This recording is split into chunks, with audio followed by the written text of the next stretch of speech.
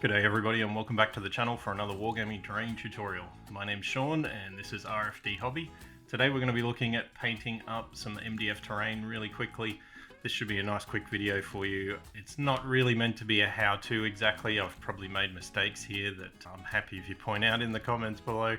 But this one's just sharing my quick process to get all this stuff table ready. Hopefully you find something helpful or interesting in the video. If you do, remember to like and subscribe. I have lots of videos on the channel regarding wargaming terrain. Well, let's get stuck into this project.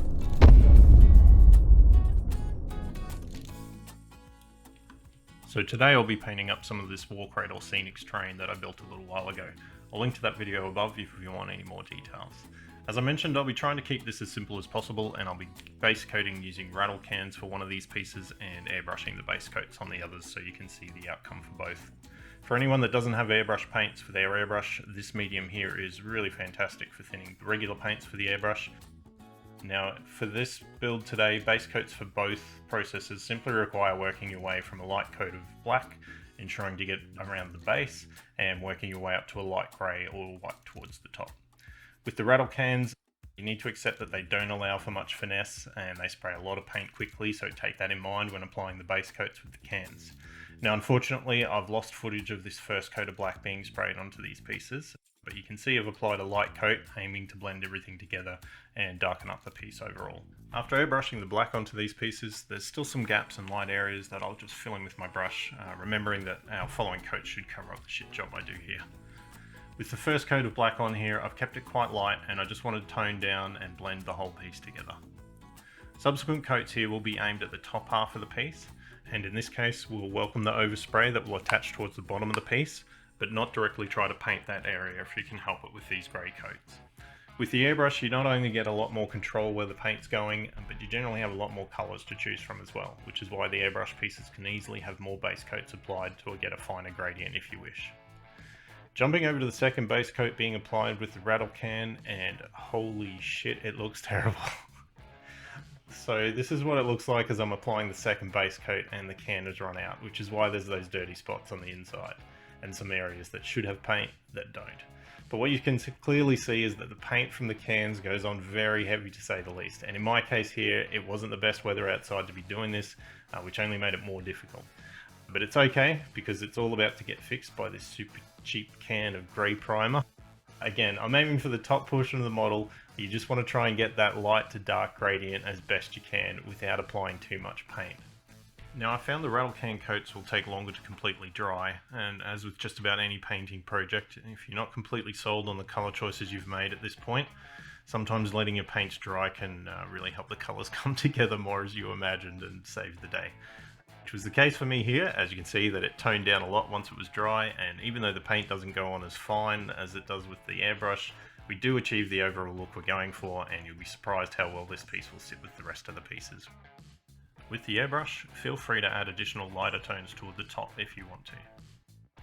Now as I move into painting some of the details here, I just want to point out that with this project today, I'm going for something that just looks finished in its own way, and is respectably usable on the tabletop. I want something that'll leave me some room to change this in a future project, should I get inspired to do some more with it. Which I probably will one day, unless I have to sell it in the meantime, which hopefully won't happen, but this is probably a perfect time to mention my Patreon. If you'd like to support me in the channel to continue making this content, please go and check that Patreon out and join these wonderful people in helping me to keep this alive. So anyway, for adding some of the finer details here, I just picked a few basic colours, mostly metallics, and using some cheap brushes, I started to go down on the details. Just make sure you take care when painting anywhere near the gradients, as it will be more difficult to do any cover-ups if you make any big mistakes on those surfaces.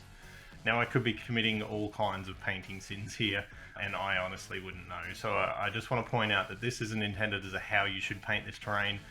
This is just me sharing how I painted mine. And on that, I welcome any suggestions or tips to help me out in the comments, so feel free to point out any of my mistakes.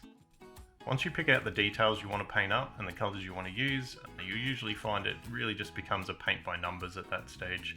With this terrain, you'll simply be repeating the paint application on all the similar parts around the model, and with the minimal colours, you'll see the base coat do its job and everything start to work fairly quickly. As you'll see, I'm brushing on some air paints from Army Painter throughout the video as well, and I have to say these are definitely better suited to the airbrush, but they still got the job done, and it was interesting to see how these went with the brush all the same. There's absolutely some situations where I would brush on air paints without any worries, but this large terrain stuff probably isn't it. So as you can see here as this goes on, if you can get yourself a decent base coat with the spray paint, everything comes together really quickly with just a few extra colours. That's probably the biggest takeaway from this project for me.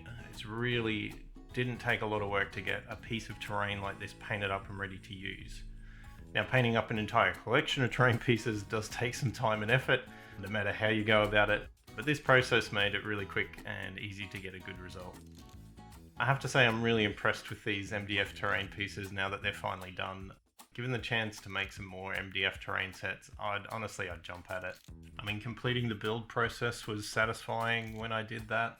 Painting these up and having them finished now is equally as satisfying. So these are really fun to do, and I really enjoyed this. You can clearly see that our rattle can base coat matches in fairly well with the rest of the terrain, especially given I wasn't exactly able to choose the colours I used there, and remembering I did have some difficulty with the cans running out. I'll leave links in the description below where you can find these terrain pieces if you're interested in them. Thanks everyone for watching, and I hope you found the video helpful. Remember to like and subscribe, and I'll see you next time.